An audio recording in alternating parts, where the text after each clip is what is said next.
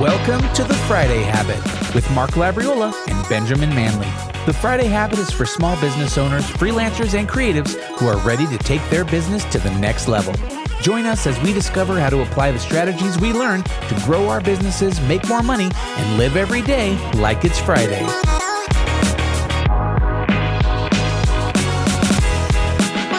Woo! All right. And we're back with another Friday Habit. Whatever day you're listening to this, make sure you're living like it's Friday. It's a beautiful day in the neighborhood. And today we have a great guest, Justin Janowski, on the podcast. Justin, welcome to the Friday Habit. Thanks for having me on, Mark. Yeah, man, my pleasure. Hey, so Justin, he is the founder of Faith to Influence and has helped hundreds of coaches grow their businesses from aligning their sales strategies with their values. And he's really focused on integrity and genuine connection. And so I'm excited to hear more about his journey and his story and how he can help you grow your business. So with all that being said, let's get into it. Let's do it. Yeah. So Justin, I love this. I love that you're on the show because I am a Christian as an entrepreneur, and I feel like there's always this battle in the world of entrepreneurship of doing things on your own, hustling, grinding, crushing, and willing things, you know, having the right affirmations and doing all these things to get your business to grow. And then on the other side of things, coming from a faith perspective, a lot of times there's an element of like waiting on God and trusting and being patient and following the Holy Spirit and all these other kind of things that are contrary sometimes to, I feel like, what the business world tells us to do as far as, you know, manage. If you don't measure it, you can't, you know, like do. It's just, there's just so much in there. And so I would love for you to kind of unpack a little bit about your journey of kind of how you got to where you are, you know, where you started, and then we can kind of dive into more of these other concepts. Yeah, that's a great place to start. And to me, both of those are a little off to how I feel. So I'm definitely not the like ultimate hustler, do it myself, make it happen. Everything that I need exists inside me. But I'm also not on the side of like just waiting for God in that way. I think that what God calls me to over and over is to pray and surrender to Him and trust Him, but part of that process is moving forward in action. I think that God can work and provide for me and support me when I'm in action so much better than when I'm in waiting. That doesn't mean there aren't seasons where we need to pause or we need to check in or we need to slow down, but some Christians go too far to the side of waiting. No, I totally God, agree. You know? Yeah, it's like, well, I'm going to sit here and watch Netflix until God brings me an opportunity. It's like, I don't think that's the right answer. I think, you know, showing up every day, working unto His glory and like doing your best and then being open to being led and then expecting God's blessing. I mean, that's the way that I kind of operate. So. Yeah. So my story, I've been in business, I've been in sales since I was 18. Okay. Now 19 just knocking years. Door to door, ADT security? Something like that. I was selling Cutco kitchen knives. Okay, I'm a big fan of Cutco. I've got a pair of Cutco knives that I've probably had for like 16 years. Yes, that's a good stuff. And they're amazing. And then it's like now they're like, or not now, but they're made in the USA, and so it's like harder and harder to find things that are like made in the USA, and then it's like there's kind of this pride. I'm like, man, maybe I can like hand these down to my child, like whoever's into cooking at some point. They've got a forever guarantee, so if you hand them down to your kids, even with no receipt, even as never been a purchaser, they can get them sharpened for free. Look at that! You're selling me right now. Look at that! Man. It never goes away. It never goes away. Do you still use Cutco knives, or did you just sell them? I've got a huge set of Cutco knives on my counter. I would never use anything else. They're the best. I know. Yeah. Well, and you know, last year we were at the mall during the holiday season, and they had like a little pop-up like Cutco store, and they had this entire like cutlery set, like forks and knives and spoons, and it was like beautiful, like in this little case. And you know, I think it was like $1,000 or you know $1,500, something like ridiculous. And I was like, oh babe, I was telling my wife, I was like, maybe we should get these. Yeah, they're pricey. She's but like, they're so no good. more Cutco. I'm like, yeah, lifetime warranty, made in America. Yes. So I started there, and I hired my first coach while I was at Cutco, Hal Elrod, and he was a Cutco guy as well. He wrote The Miracle Morning, which is a big sensation these days. Oh yeah, I remember The Miracle Morning. That was like, when I read that book, I was like, I don't know if I can do this, but I'm going to try. And so I got into that. I didn't know that he did Cutco. He did. He got his roots in Cutco as well, and spoke there at all the events. And he was the first exposure I had to coaching. And I continued in sales for several years, and then eventually decided I wanted to be a coach. And Ben Skemper was coaching me at the time and said, come work with us. We need a salesperson. And so I learned how to sell and coach and grow a business working for them at what was called Epic Impact at the time.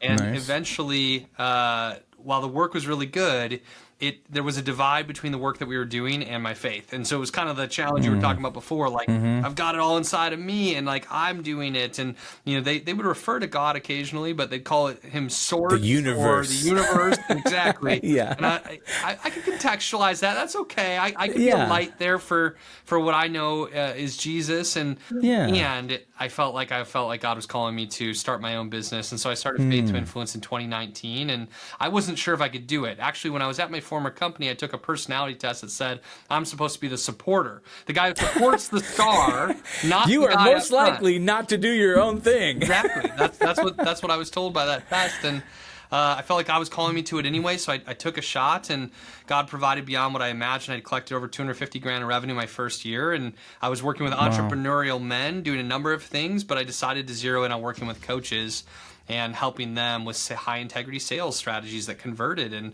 designing their business models and some of the things that people were struggling with that felt easy and natural for me.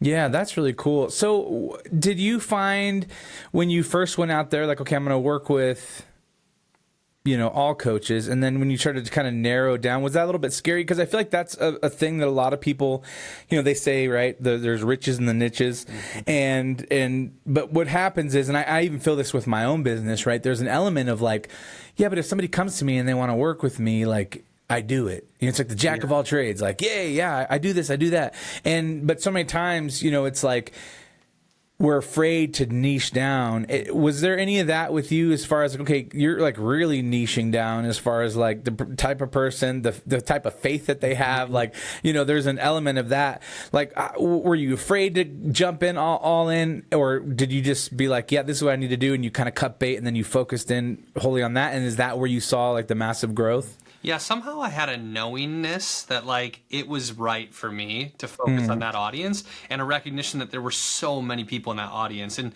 it's true, the riches are in the niches. The reality is I want to become known, and like as a general coach, there are so many coaches more experienced than me who've got a bigger platform than me, have written best-selling books. Like, why would somebody come to me as a coach? But when I narrow in to be a coach for Christian coaches, when somebody sees the work that I'm doing, they hear about it, they're like, wow, this is different. This was made for me. And I'm able to speak to the value system and the faith of the people I want to work with. I'm able to be authentically me and naturally draw the audience of the people I want to work with. And it doesn't mean I can never work with someone else. David Bayer, who runs a $5 million business and talks about the universe and source and all those different things, is very similar to my former company. He hires me with a cross on my wrist and Faith to Influence on my logo. Like, he hires me and my team to come sell his event every single year. We get paid tens of thousands of dollars to sell at his events, and he doesn't mind that we're Christian. So I'm focusing on a narrow niche, but people know me for sales. And so occasionally somebody comes to me who wants to work with me outside my niche. They're not going to fit in my group program probably, but there's a way for me to work with them one-on-one and find a win-win. I call that a back pocket offer that makes sense for somebody outside my audience.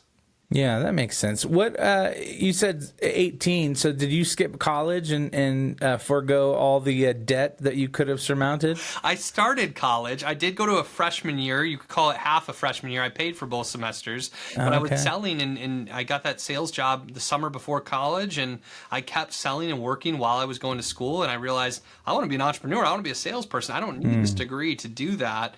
And so I did end up leaving and not taking on all of that debt. And it worked for me. You know, my wife's an educator. She works at a college now. She went to the Air Force Academy. She's a psychology teacher. I believe that education's great for people in certain career fields who want to accomplish certain things. And I also recognize that college is not for everyone, and there are plenty of other paths that can be successful, and it's about finding what's right for each of us. And for me, the entrepreneurial journey was the right step. Yeah, totally. Were your parents into that as well, or did you grow up around an entrepreneur family, or what's? My parents weren't entrepreneurs. Well, actually, that's not true. My dad did run a construction company for several years. My mom was sales-minded. She would work for a company but do sales jobs.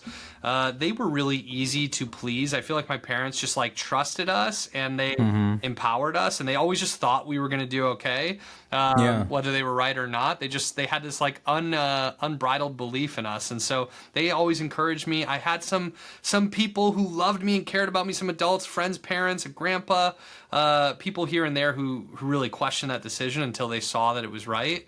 But my parents, they were just in the fan club from the beginning, just believing in whatever I was going to do next. Yeah, that's awesome. That's really cool.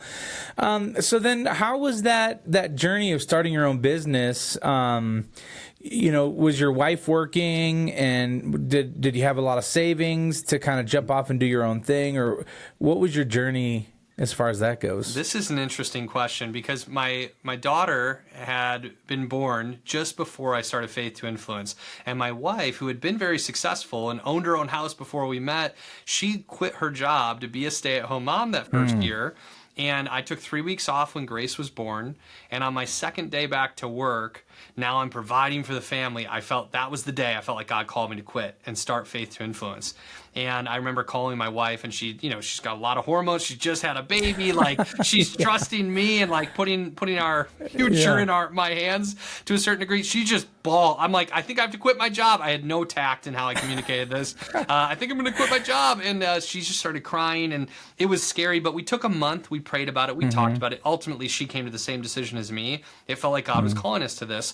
We had probably $30,000 available, enough that could get us through, like, if we were like pinching pennies, we could make it 6 months. And I told her, like, give me 6 months. If this doesn't work, I know I'm going to go over here and ask for a job. I was prepared for it to not Cutco work. will always take me back. Yeah. There's a place, there's a person who would believe in me and take me back. And we took a shot. In those first few months, I was like tossing and turning at night, scared, anxious, not sure if it was going to work. But God provided very quickly. Within 2 to 3 months, I had over $100,000 booked, and I knew I made the right choice. But those first several weeks and first couple months, I was very nervous. Yeah. So walk us through a little bit about that. I mean, you said you made $200,000 your first year. I mean, that's pretty mind blowing for a solopreneur, right? I mean, it's like, to be able to do that, what was the strategy? I know you kind of have like a 10-step process for leading high integrity, high conversion sales calls. So I'd be curious a little bit. Could you share a little bit about those 10 steps? And did you use these steps in order to get those first paying clients? Yeah, you know, it's funny when I think back to it, Mark, my goal was 60 grand. I was just hoping I could make 60 grand. So when I did 250, it was like, I'd never could have thought that I would do that. Yeah. But what I think worked for me is, I worked for another company. I was doing high ticket sales for a while with them. I learned from mentors, and then I developed like my version of the process that felt like it honored my faith and my values and like responded to objections the way I wanted to. But when I started my business, the first thing I did, and this is what the sort of thing that most entrepreneurs do not want to do, but it is the secret to the success of the ones who make it in so many cases. I made a big list of all the people I knew in my life who I thought could be a potential prospect for me. I went through every name in my phone, every name on social media, and if I thought they might be a fit, I put them on a list. I made a second list simultaneously of all the people who might be referral partners for me, who could introduce me to people. So I simultaneously made these two big lists. Combined, it was maybe 150 people who I thought might be a good fit for what I was doing. And then I like spent a day and I sent like 50 text messages and I invited people to calls and I just started having conversations with people I knew, and I started going through the sales process that I was comfortable with from working with my former job and talking to people about where they're at, what their goals are, what they wanted, what the problems were that stood in the way, and help them commit to solving the problem. And then if it felt like I could help, I said, hey, I think I can help you with this. Here's what I'm doing. Would you be interested in hearing how I work with my clients? And then I'd invite them to buy. And what I've found is if we coach people and lead people well in that conversation with an invitation at the end of it that can help them, the right people will say yes. And that's how I started my business.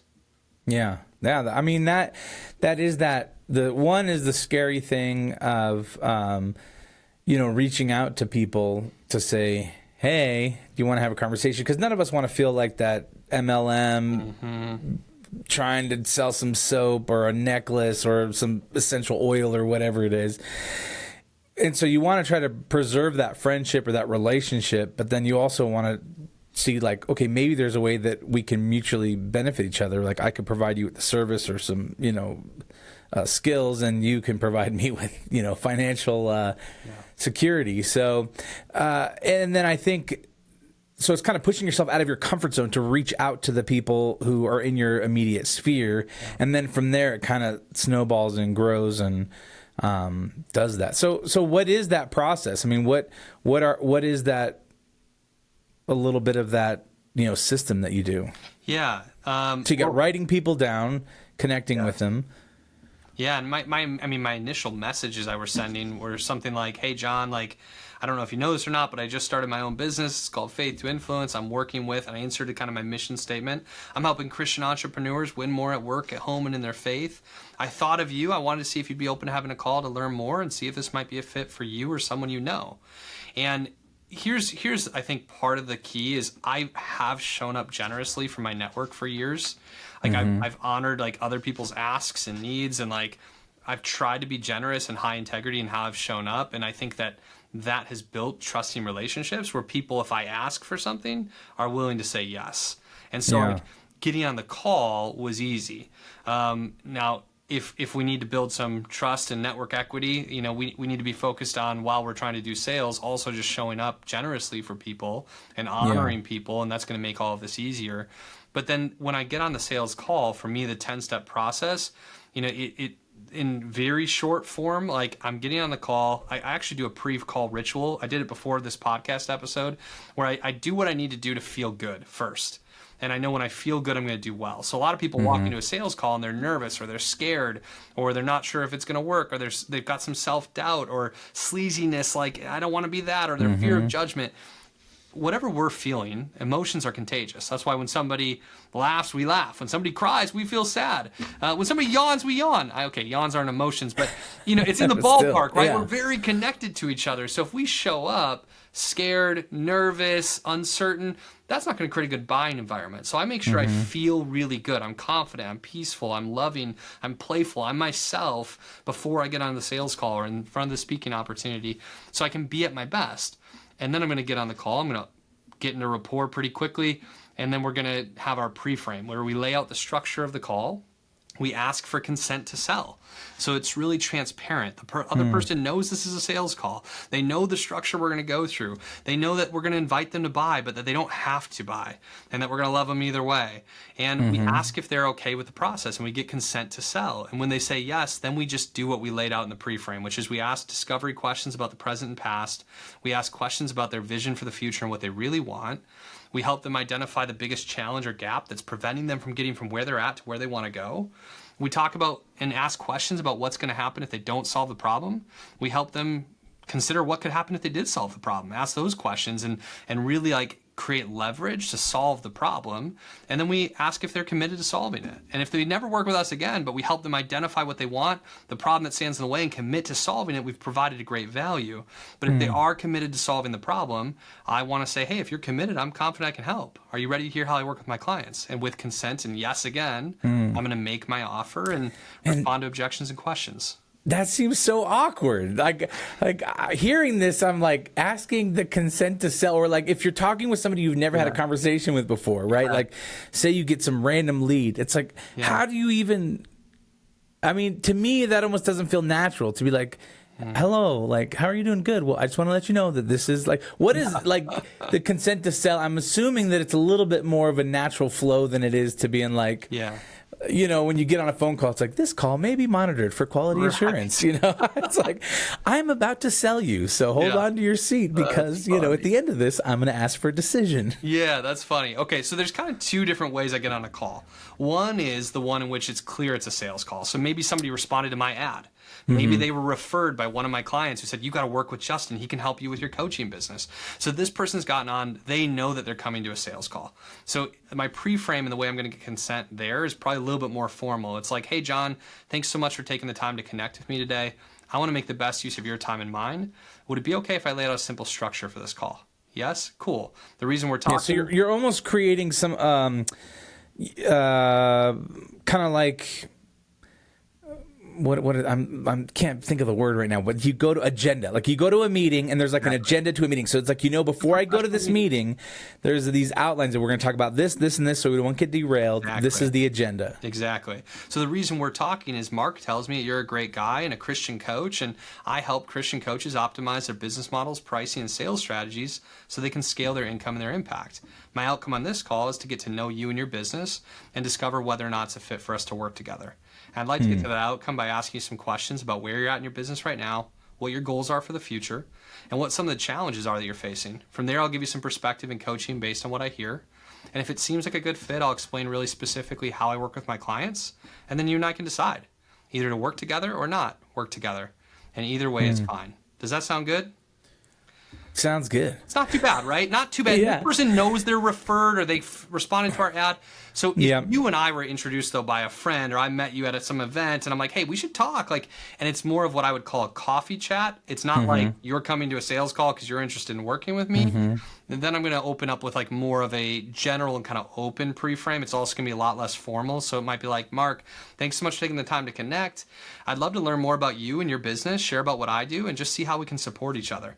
If there's an opportunity for us to refer business to each other, if there's an opportunity for us to work together in one way or another, or if we're just going to pray and become friends and support each other that way, all of that sounds good to me. I'm really open-minded. Does that sound okay to you? Cool. Yeah, I mean, that your business. So yeah, so when you say that, does that sound okay to you? I mean, is that something you actually say? Yeah. Because you want to, I guess, again, it's like you're getting their consent, right? It's almost like these magic words of like, no matter what goes down, like you've agreed to this. Well, and nothing's going to go down that they don't like. You know, I don't like force through resistance in sales calls. When like, I close you hard, you're not going to have any regrets because it's going to feel good. It's going to feel good and loving. It really is. And like, I'm open to people saying yes or no.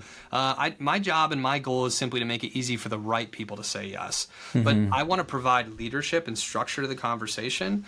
And I want to make sure that they feel good about it, that I'm not just like bulldozing my way through. And, you know, you'd be surprised, or maybe you wouldn't as you're hearing it, but this works really well and it feels really comfortable. And like oftentimes, you know, people say after the fact, like, I didn't even feel like a sales call. I just felt like I had an amazing conversation. It felt so easy and I just really enjoyed it. Yeah. And for me, when I don't have any type of structure, but whenever I get on a call, typically, you know, we'll get like a lead to the website and people ask questions about a service or the cost or the price or whatever that is. And for me, I'm like, all right, well, I want to hear a little bit more, like get to know you a little bit, hear a little bit more about what you're trying to achieve so I can see if we can help you, you know, with those outcomes. So for me, it's like I always like to get somebody on a call, like a Zoom or whatever that might be, so I can at least hear more about what they're doing. And then also share a little bit of our personality as a company and our, you know, a little bit of our values and our energy, you know, that kind of sets us apart from other creative agencies out there. And I think it's just really helpful to kind of build that rapport instead of it being such a transactional thing where it's like, okay, our price is this or this. It's like, I was like, where are you from? You know, like just have a little bit of conversation to loosen them up in the sense of to like, hey, we're humans here at the end of the day. And I love connecting with people. And so even if we're not a good fit or we're too expensive or whatever that is, like, let's make this 30 minutes valuable for both of us so that we feel energized after the conversation and not drained. Exactly. Yeah, you're probably not too far off from what we're doing. Maybe the idea of it being a structure and being a plan, like certain personality types are like, no, structure, plan, I'm going to sound too prepared. It's going to feel weird. It doesn't, when you actually know the structure and the plan and you're confident and comfortable with it, it just flows like a conversation. The only part of the sales conversation that, like, to me is kind of scripted is the pre-frame, like that very beginning where we lay out the structure and invite them to consent. And like that part to me is really important for us to be a professional. But then after that, like, it's bullet points and conversation. It's not a script the rest of the way. I really believe in sales conversations, not sales scripts. Yeah, totally. You know, there are so many books out there that, you know, talk about the hard close and gap selling and never split the difference and, like, you know, all these things. How and a lot of it's like psychological, like psychology and I don't want to say manipulation, but there is an element of, like, you want to be elevated in your knowledge about human behavior before you go into a sale in order so that you can get the outcome that you want or divert any objection that you might get. You know, so there's a lot of this. And to me, that has always just felt kind of sleazy or manipulative, which I never want to be when it comes to doing sales. So how do you know, especially in your world, right, as Christians, like, we're called to not manipulate each other and right, you know, use these Jedi mind tricks on people to get them to buy our service. You know, how do you coach coaches and trying to help reframe the way that they think about things in that way? Do you know what I'm trying to get at here? Yes, I totally know what you're getting at. And for me, like, it's about the heart posture of the person. The reality is, like, I'm not working with a lot of people who used to be manipulative, super aggressive salespeople, and I'm like calling them back to integrity. Most of the people who work with me, they're Christian entrepreneurs. They're sometimes first-time entrepreneurs. They're realizing they have to make sales for themselves. They're totally scared of it because they don't want to be manipulative. They don't want to be aggressive. They don't want to make people feel bad. So for me, I'm like trying to teach them that they can be influential and make sales in a way that feels good. And like, of course, they're not going to be manipulative because they're scared of being manipulated. Like, they really don't want that. They've got a strong heart posture. But the truth is, like, when you think about, like, manipulation versus influence, it ultimately comes down to, who are we doing this for?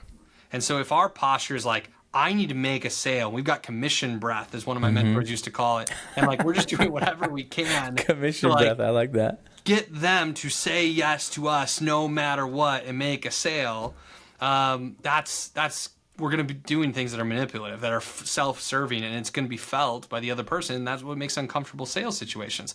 If our goal is simply to help and serve the other person, and we want to help them make the best decision for them, that's leadership. That's influence. That's totally different, right? Versus, like, helping them make a decision for us. Let's help them make the best decision for themselves. What I believe sales is simply making it as easy as possible for the right people to say yes. I don't want to get the wrong people to say yes. I don't want to make the right people say yes. I just want to make it easy for the right people to say yes, and I want to invite them to decision, and I want to trust them to make the best decision for themselves. And if they've got objections and concerns and questions, I want to ask them curious questions. I want to be there for them. I want to support them in making their decision, but ultimately I'm going to honor and respect and love them as they make their decision, because it's theirs, it's not mine. And I think that's the posture that makes all the difference. Yeah. I mean, that totally makes sense. And I do think it is an element of the salesperson. And again, I understand, like, you're kind of talking about it too from a sense of a coach, someone who's an entrepreneur who's, like, running their own business. But I'm also trying to think of, like, what about that person who is in the sales team, you know, of a company, and, you know, they have a quota to meet, or they have to make so many calls or do so many activities, and there's a revenue line that they're trying to hit. It's like, how do they also approach this in a way that feels honorable, you know? Yeah. Well, the good news is, like, the world is different today than it used to be. 50 years ago, you know, people could be really slick as salespeople. They could be manipulative. They could trick people. They could twist arms. Like, they could be deceitful and make more sales and have more success because of it. We've seen all the movies, Wolf of Wall Street and so many others, right? These examples of salespeople who tricked and lied and deceived, and they were so successful because of it. But They went to prison. Exactly, and then they went to prison. But now, like that doesn't work anymore because people have a radar for this. Like they know when someone's being pushy, they know when someone's being deceitful, when someone's being sleazy. People have like a strong radar for whether somebody's being authentic or inauthentic. And authenticity sells beyond all else. And so if you're willing to be a loving, authentic, kind, caring salesperson, they're going to feel that and they're actually going to want to buy from you more. So if you let go of like the desire to like chase your commissions or hit your quota and you show up for the other person, you're actually going to have more success. Now, the problem here, Mark, is like some people who want to do that, they get super passive. So they don't ask people to buy. They don't ask for the order. They don't prospect appropriately. Like they don't follow up appropriately. They're so scared of being pushy and aggressive and manipulative that they go on the other side and they do everything they can to make sure they don't make a sale. So that's like the overcorrection. So what we need to help people do is find like an assertive and loving way forward as a salesperson. But if we love the other person, we care about them, we do things for them, not to them, and we're willing to still be assertive and make it easy for people to say yes by inviting them, we're going to have a lot more success than the person who's being really aggressive anyways, because that turns people off in today's world. Right. Yeah, totally. What do you think about for coaches specifically, right? And I think coaching is something that a lot of people think about doing. It's kind of like writing a book. Like a lot of people like want to write a book or they think they have a good experience. And I think coaching is very similar, or consulting, right? And I think there's a lot of value there because a lot of times we have so many life experiences and so much knowledge around certain things, but we don't really think like how we could actually monetize that. And obviously by becoming a coach or a consultant or whatever that might be, it's like now you can take all your years of experiences and history and skills and help other people do those things, or at least help people be accountable to those things. Like a lot of times, like for me, it's like I have a lot of knowledge about things on how to do things, and not that I've always done those things, but it's like I know I've seen people do this, this, and this, and I've seen it be successful. I think if you do these practices, like that would help you. So like taking that knowledge, like what do you tell somebody who's maybe working that job or doing that thing and they're like, man, I would love to coach or use all my skills that I'm using in my current job to do my own thing. Like, what do you think that like encouragement or transition is that you would say, well, like, hey, maybe you should start doing X, Y, and Z? You know, it's an interesting question, and I don't know if this will be the most satisfying answer, but I want to start with this by saying that not everyone's meant to be an entrepreneur. In fact, most people in the world are meant to be employees. Like they're going to work a lot better with the structure and the security and the safety of being an employee. And then there are some people who are like, they absolutely need to be entrepreneurs. They're not cut out to be employees. I'm one of those people. Like I need to be an entrepreneur, and I can do it really well. And there's a group of people who are kind of in the middle where it's like hybrid. You know, I think about people who are on my team. Like I've got salespeople, coaches on my team, operations people on my team, where they work entrepreneurially. Like they have to have initiative. I don't manage them. We work virtually. Like I just trust them to be a lot of autonomy, behave like an entrepreneur, have a lot of autonomy. But they get a salary from me. They get a guarantee. They don't have to do all the marketing, make all the sales, put all the structures, do the podcasts. Yeah, exactly. Like they're that in between, like hybrid. And so I think the first question is like, do I have what it takes to be an entrepreneur? Like, am I willing to, like, when I talked earlier about making that list of people we know and like reaching out to have sales conversations, so like open the door to business. There's only 3 ways to start a coaching business and like make sales. You need to work through your own network and referrals, the warm way. You need to do organic marketing on social media where you're marketing all the time and like you're reaching out to people you don't know. Or you need to pay for marketing and leads. You need to pay for ads and build funnels and things right out of the gate, which most new entrepreneurs don't have the financial means to do that immediately. It's usually like a phase 2, phase 3 thing. So if you hear those 3 options and you're like, I wouldn't want to be marketing and putting myself out there, or I'm not going to reach out to people I know and hold sales calls, and I don't have money to invest in ads. I want to be honest. You're probably not an entrepreneur. You might be a great coach, and maybe you could have that hybrid role and be a coach for someone else. Or maybe you could volunteer, mentor people at your church and like contribute to your community and keep doing your job. But if you're like, oh, I'd do that, or I'd do that, or I'd do that, like maybe you've got what it takes to be an entrepreneur. If you do, like, for some people, it's a side hustle first. They start proving that they can do it. And then once they've proven enough, then they quit their job and go all in. Most people who start this business, though, as a side hustle never actually make it. The easier way is to cut ties and like put your back against the wall and know that you have to do it, because there's tremendous leverage in that. If you don't have another income source and you're all in, you're more likely to behave like somebody who is desperate. Hopefully not desperate on the sales call, but like a little bit of desperation, a little bit of need. There's leverage in that, and it calls us into the right actions that are going to produce real results. But again, you have to know, are you the person who can quit that job and bet on yourself and go all in? And like, do you have enough of a safety net to do that responsibly? Or would that just like cause you to be in total panic, in which case it's not for you and you need to start as a side hustle, or say, how can I contribute my skill set to somebody else's team rather than doing this on my own? So I just want to invite people to that consideration of what's right for them. I'm an entrepreneur, so I knew I could do it, even though it felt scary. There was a part of me that knew I could do it. Yeah, it's the risk adverse. I think I've seen so many people come and go because they can't handle it's like a pressure cooker, I always say. It's like, there has been times in this business over the past, almost 9 years now, where it's like, I feel like I'm going to die, and I'm just like, what? But it's like, there's something in me that gets back up and keeps pushing forward, So it's like, I think if you can't do that, or if you can't handle that pressure, or if you're going to go nuts or destroy your life or become an alcoholic or whatever that is, like, maybe that's not a good fit for you. And it can be valuable to have a mentor, somebody that you trust who can help you answer that question for yourself. And it's one of the reasons why coaches hire coaches. Like, if you have a roadmap of what to do and like you've got the steps laid out for you, maybe you're willing to take the necessary action. You just need somebody to help you. Great. But that it's an important first decision. Do you have what it takes to be an entrepreneur, and are you willing to take some of that risk on to pursue this kind of career? And if so, then let's get a roadmap that's going to work. Let's get mentorship or people around us who can encourage us and support us, and let's begin to pray and surrender to God while taking action every single day to pursue sales and opportunities to grow and make sure that this thing can work. Yeah.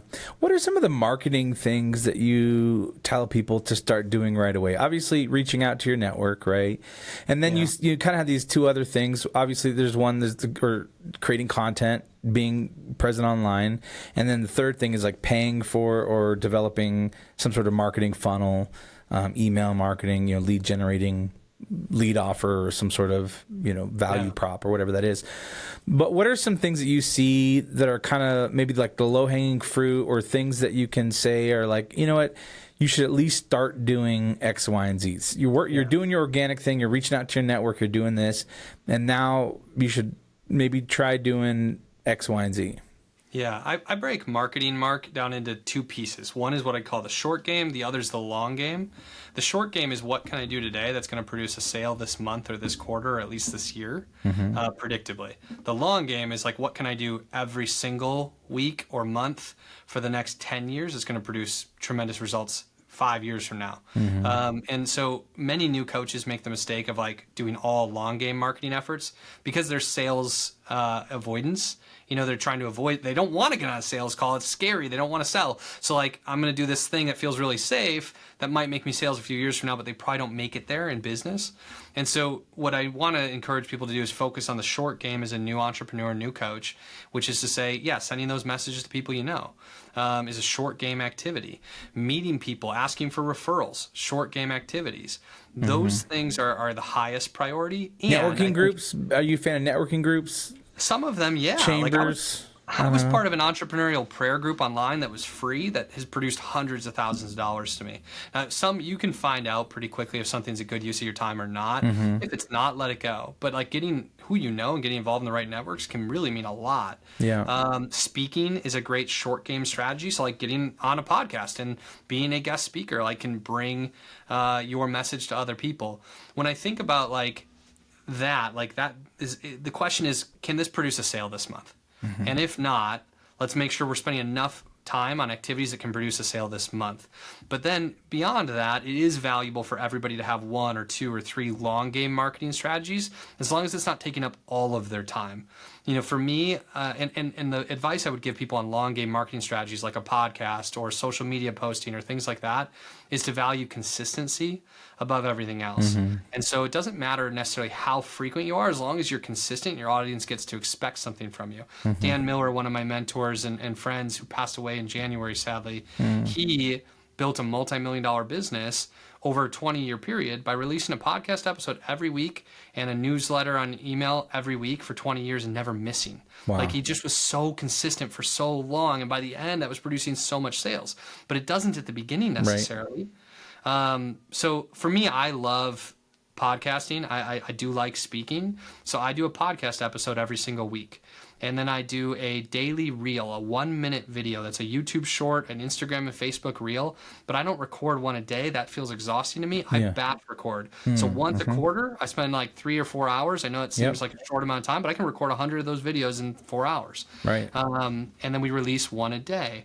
But somebody could just as easily run a monthly podcast and release a weekly social media post as a starting place. Find something that you can do that feels fun, that feels light enough for you to keep focusing on the short game, but compounded over a long period of time is going to produce great results. Yeah. Just don't expect the social posting and the podcast Right. on your YouTube channel to like bring in $100,000 your first year. It's not going to. You have no Right. followers. No one knows you. You don't have a best-selling book. Like, it works if you've got a New York Times bestseller. Right. But otherwise, like, it's a long process. That's Yep. a multi-year plan.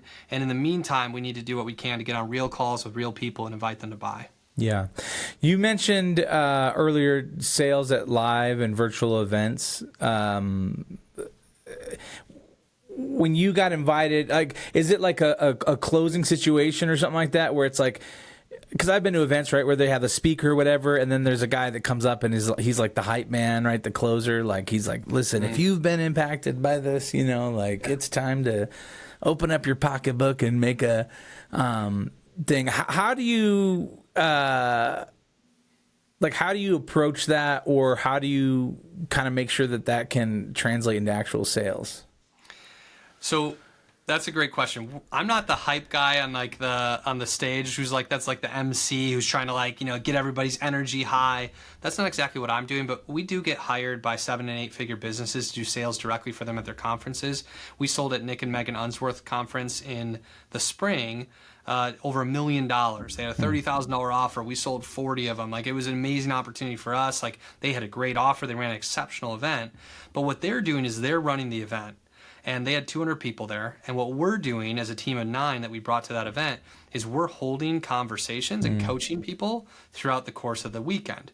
So if they've got a 3-day conference and they're going to make the offer to their program halfway through, like middle of day 2, the first day and a half, we want to line up as many one-on-one coaching sessions as we can with people at the event. So they'll step out for their 15-minute or 20-minute coaching session with somebody on our team. And then we're going to coach them. We're going to ask them discovery questions like, what's going on in their business right now? This was a business conference. And then what's their vision and goals for the future? What's the biggest problem that's holding them back? And like, we might make the presentation of the offer right then and there and invite them to buy, or we might seed it and say like, hey, there's something that Megan's going to talk about on stage tomorrow I think might be really interesting to you. She's got a really cool program. And let me know if you have any questions after you hear the details of that. And so we aren't going to make a lot of sales prior to the offer, but we're going to warm people up. We're going to help people be prepared and focused on where they're at, what they want, and what the problem is that they need to solve, so that they're in like a proper frame of mind to solve the problem. Whether they end up doing that with this offer or not, there's just a reality, like, if we think about what we want, we're more likely to attain it. Think and Grow Rich. Like, I do believe that there's a truth to that. Like, the more we desire something, think about it, focus on it, the As more a man likely our brain thinketh, is to so solve is problems. he. Exactly. So we prepare them for the offer. Then the offer's made from stage, and some people are just going to buy immediately. But other people, many people, are going to be interested but have concerns, questions, objections, and they're going to be invited again to come back and sit with us and have another one-on-one for 15 minutes where we can ask questions. We can help them work through their objections. We can help them make the decision that's best for them. And so we are doing that. Like, we're basically just like talking to people all day for 3 days from start to finish, trying to help make it as easy as possible for the right people to say yes. And if we can ask influential questions, if we can help people work through fears and objections, we can help people who want to join the program find it as easy as possible to do so. And so that's what we're doing. We're like in a side room. We call it a coaching zone. Yeah. Having those conversations. And I'm sure that you probably are only working with people that you believe in their product too, where you're like, yeah I know that this is going to help you. And so it's a lot easier, right, to sell that to where it's like you're not trying to push something, some snake oil or whatever onto somebody that you're like, I just need to get these sales numbers up. I don't care if it works or not, Yeah. But it's like if you believe in the thing that you're are selling, it's a lot easier for you to connect people with that. And again, then as a salesperson too, and years ago I worked at Apple and I was a huge fan of Mac, and it was early on the days when retail was kind of new. And so there was just all this hype around it and it was so fun. And I was one of the top salesmen there just because I was just passionate about the software and the computer and how beautiful it was and how it was so much easier than a PC. And so it's just like selling it just came real natural to me because I just loved it so much. Yeah. Yeah, my favorite person to work with, Mark, is like a brand new coach who's between 0 and 100K in annual revenue. They're just getting started. I love helping them bring their vision to life. Like that's the core faith to influence business. So this partnership sales thing, these 7 and 8 figure coaches who hire us, I never tried to build that business. God has blessed me and opened those doors, and it's been word of mouth and referral here and there. But it's like I can say no to something that doesn't feel right. Yeah, that's nice. And only do that with people who I trust, who I value, who've got a great offer, who I know are going to help people. Like Nick and Megan as an example, like they're amazing. Like 2 of the most amazing coaches, generous. They had a great offer. It was really easy to sell for them. And we have multiple meetings with these companies before we sell for them. We get to hear the offer. We get to hear their heart. We get to understand who they are, who they're working with, etc. And so, yeah, it's nice to not like rely on that as our full-time income and be able to work for companies and with people that we really trust and value. Yeah.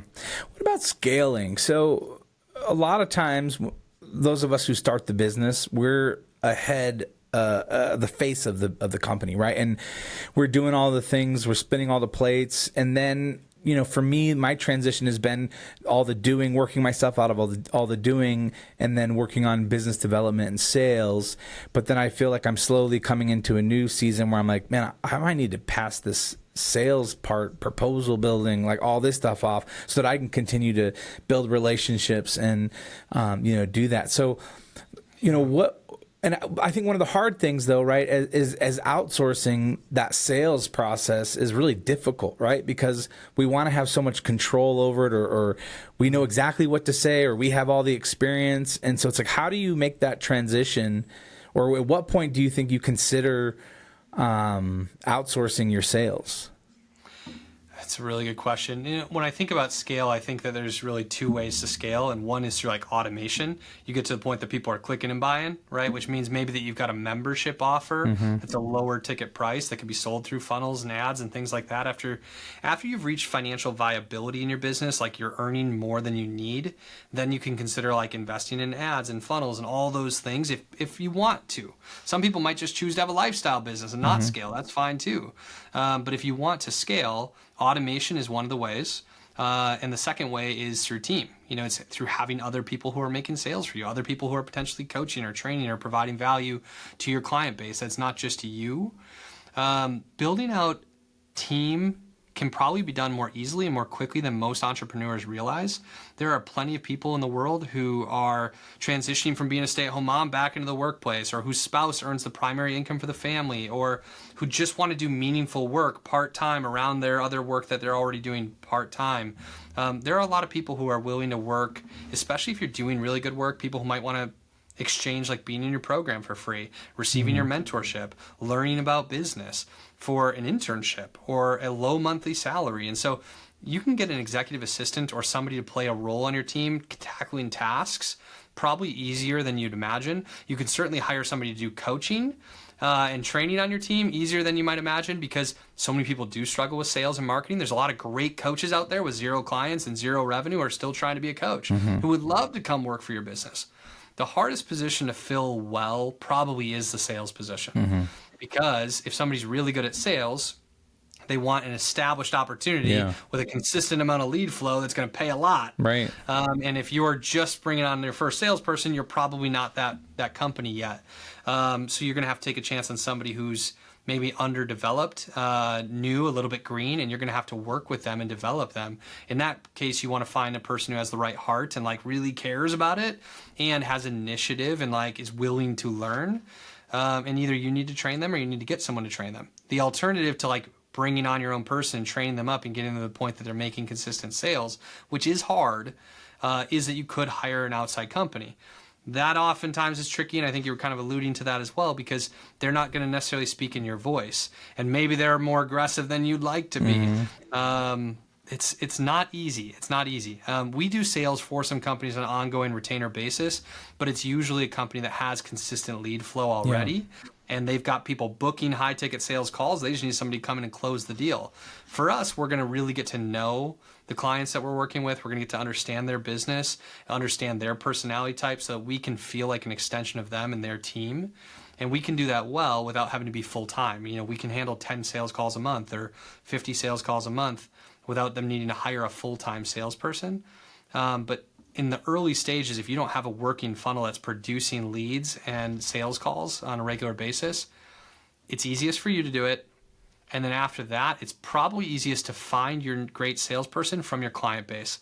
Find your best client who loves you, who already refers business to you. Basically, they're making sales for you by referring their friends and bringing business acquaintances to you.